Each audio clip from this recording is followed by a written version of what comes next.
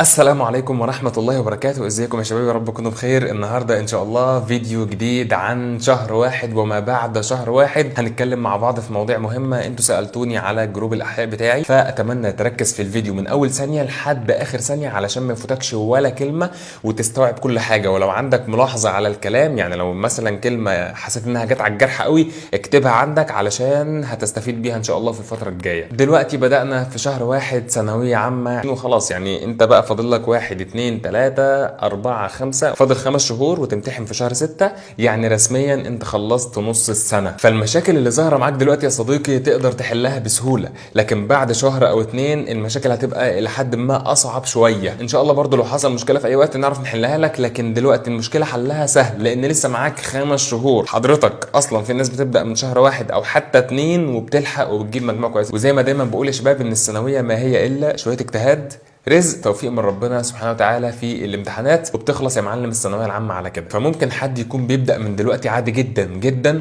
ويبقى احسن بعد كده من اللي بدا من شهر 8. ليه؟ لان اللي بدا من 8 هو خلاص كان بادئ متحمس جدا وبادئ بدايه قويه قوي قوي، نار نار، وبيذاكر كل يوم وساعات بيطبق حاجات كده وبيخلص الواجبات كلها ومش عارف ايه. جه على شهر 11 12 واحد البيك بتاعه عمال ينزل ينزل ينزل لحد ما في شهر واحد اصلا خلاص بقى اللي هو اصلا محطم نفسيا. زي اللي بيسمع دلوقتي، انا عارفك انك دلوقتي على الاخر يعني مش طايق حد اصلا ولا حتى طايق تسمعني دلوقتي، بس معلش كمل الفيديو للاخر علشان الكلام ان شاء الله باذن الله يساعدك كده انك تقوم من جديد. ليه اللي ممكن يبدا دلوقتي جد يبقى احسن من اللي بدا من اول السنه؟ عشان يا جماعه اللي بيبدا من دلوقتي هو بيبدا البدايه القويه بتاعت اول السنه بس دلوقتي. طب انت لا، انت نام في الخط. طب المذاكره بقى دلوقتي اهم ولا بتاعت اول السنه؟ لا، دلوقتي اهم، لان دلوقتي يا جماعه احنا خلاص بقى يعني داخلين مثلا على نص المنهج في كل المواد، في مواد قربت تخلص اصلا، هنبدا نراجع بعد شهر او 2. فالفتره الجايه هي فتره كريتيكال جدا، اهم فتره في ثانويه عامه كلها من شهر 2 كده وانت طالع. ديت اهم فتره حرفيا بتلم بقى فيها كل حاجه، بتبدا تاخد على الحل. يعني مثلا في ناس بتشتكي يا دكتور مش عارف احل مش عارف ايه،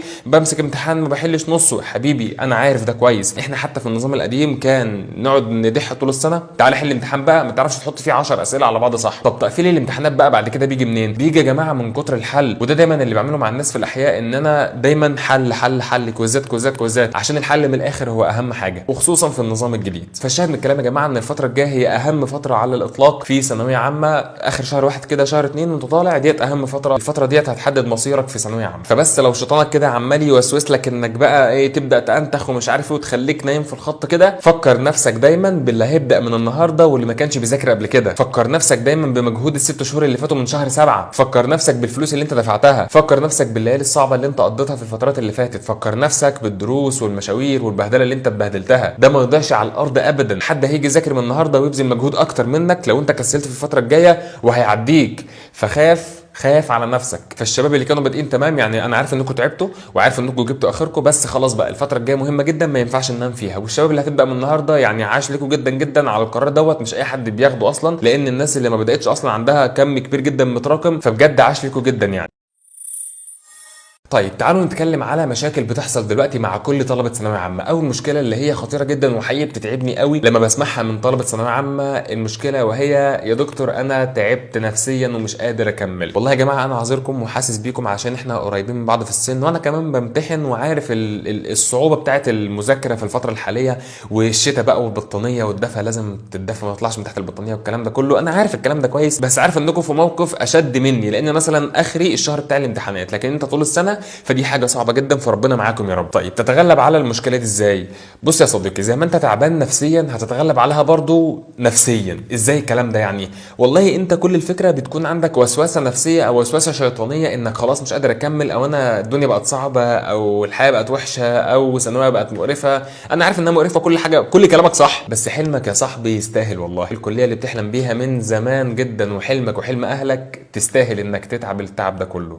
والله تستاهل. انا جاي لك من المستقبل بقول لك يا صديقي ان الكليه اللي انت بتحارب عشانها مهما كانت اي كليه انت بتحارب عشانها والله تستاهل تعب طول السنه واضعاف اضعاف كمان. مش كلام وخلاص، لا هتحس ده فعلا ان شاء الله لما ربنا يحقق لك حلمك. فاللي هيخليك تستعيد قواك تاني، اللي هيخليك تستعيد قواك النفسيه والبدنيه وتبدا تذاكر من جديد بعد ما كنت، او حتى لو انت بتذاكر شويه صغيرين يعني وعايز تذاكر اكتر، اللي هيخليك تعمل ده هو انك تفتكر حلمك، تفتكر هدفك، اكتبه دايما قدامك، علقه في كل حته قدامك. الكليه بتاعتك عايز ادخلها ان شاء الله، حطها في كل مكان قدامك، بحيث جيت تاثر شويه تلاقي نفسك ايه بتتزقل قدام شويتين. كمان ما تنساش تجدد النيه علشان تؤجر على المجهود اللي انت بتعمله، فجدد النيه علشان ان شاء الله تاخد اجر على المذاكره بالمره، تبقى بتذاكر لنفسك لحياتك وكمان بتاخد ثواب عظيم. طيب المشكله الثانيه الا وهي مشكله يا دكتور نسيت كل اللي فات، مش فاكر اي حاجه، انا في البطيخ دلوقتي بادئ من اول السنه وكويس جدا جدا جدا ونسيت كل حاجه، مش عارف احل اي حاجه.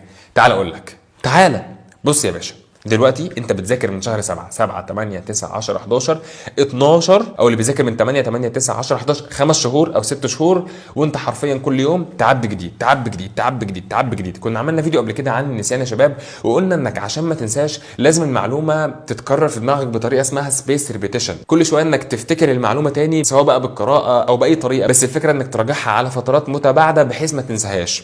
فانا عارف ان محدش بيراجع لان الكم كبير، واللي بناخده جديد اصلا ما بيسيبش وقت للمراجعه، انا عارف ده كويس، فعذرك على النسيان ده، بس عايز اطمنك انا بقول لك في اخر السنه اصلا هتيجي تحل مش هتلاقي نفسك عارف تحل اي حاجه في الامتحانات. طب بتظبط ازاي في الاخر؟ بتظبط في الاخر بالمراجعه وكمان بحل الامتحانات الكتير. فما تقلقش، عندك وقت تراجع راجع، ما عندكش وقت تراجع اتقل دلوقتي والمراجعه لسه جايه، بس اتقل. كل اللي عليك دلوقتي ذاكر اول باول، المدرس بيراجع معاك راجع معاه ما تاثرش وخلاص يا معلم. ما تحملش نفسك فوق طاقتها، انت مش مطلوب دلوقتي في الفتره الحاليه شهر 1 2 3 مش مطلوب تكون لامم المنهج كله، مش مطلوب منك ده ابدا. طيب المشكله الثالثه العويصه برضو الا وهي يا دكتور انا ما بقتش اذاكر زي الاول، في الاول كنت بقطع الكتاب دلوقتي مش عارف اعمل حاجه. يا جماعه ده عشان كذا سبب صراحه. اول سبب وهو ان الكونتنت بيزيد، يعني انت في الاول كنت بتذاكر مثلا في الاحياء صفحه صفحتين 3 4 5 بالكتير خالص، يعني لما تكون المحاضره مليانه صح ولا ايه، وتحل لك مثلا درس ولا حاجه. لكن دلوقتي مثلا انت بتذاكر في الباب الثالث مثلا تكاثر، او في المناعه الناس اللي بدات مناعه، ومطالب منك انك برضو تراجع شويه على القديم، علشان انا مثلا بديك واجب فتروح تحل الواجب فلازم تراجع الدرس اللي عليه الواجب ده صح ولا ايه. فدي الفكره يا جماعه، ان الكونتنت زاد والصعوبه زادت، فانت بيتهيأ لك انك مش بتذاكر زي الاول، بس انت بتذاكر ساعات وكواليتي احسن من الاول، بس انت مش واخد بالك علشان الكونتنت كتير. فالاحساس ده هو حلو وبيأنبك وكل حاجه وبيخليك تذاكر، بس ما تخلوش يسيطر عليك، اللي هو ما تخلوش يقعدك بقى، لا كمل.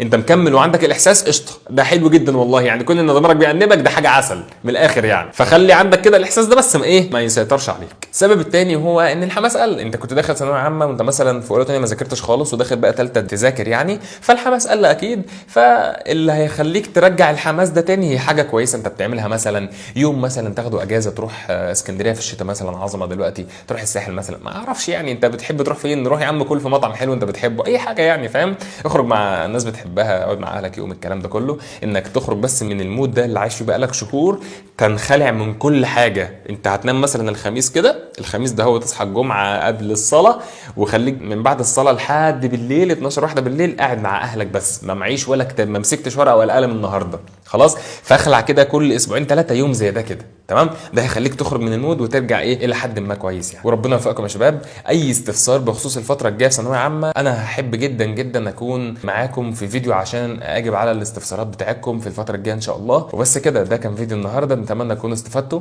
ونشوفكم ان شاء الله في الفيديو اللي جاي. وانا اكيد بحبكم في الله، والسلام عليكم ورحمه الله وبركاته.